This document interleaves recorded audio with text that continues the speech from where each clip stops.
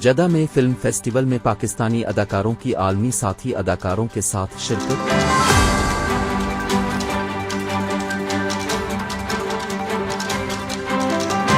तस्वीर वायरल। जद्दा में रीड सी international film festival के तीसरे एडिशन में पाकिस्तान की नामवर शोबिस सेलिब्रिटीज ने शिरकत की। वायरल तस्वीर में नामवर आर्टिस्ट आलमी साथी अदाकारों के साथ घायल मिल गए। रीड सी इंटरनेशनल फिल्म फेस्टिवल के तीसरे एडिशन का इख्तिताम जद्दा में 10 रोजा जश्न के इख्तिताम पर हुआ, जहां पाकिस्तानी फिल्म साज ज़रार खान के काम को पजीराई मिली। ज़रार खान ने इंस्टाग्राम पर अपने जोशो खरूश का इजहार करते हुए लिखा कि मुझे अभी पता चला है कि हमने रीड सी फिल्म फेस्टिवल में अवार्ड जीत लिया है, काश मैं वहां होता। उन्होंने ज्यूरी, प्रोग्रामर्स और उन तमाम लोगों का शुक्रिया अदा किया जिन्होंने फिल्म देखी और इसे पसंदीदगी की सनद बख्शी। तकरीब में अदाकार हुमायूं सईद, माहिरा खान और अहद रजा मीर को हॉलीवुड के एंड्रू गारफील्ड के साथ देखा गया।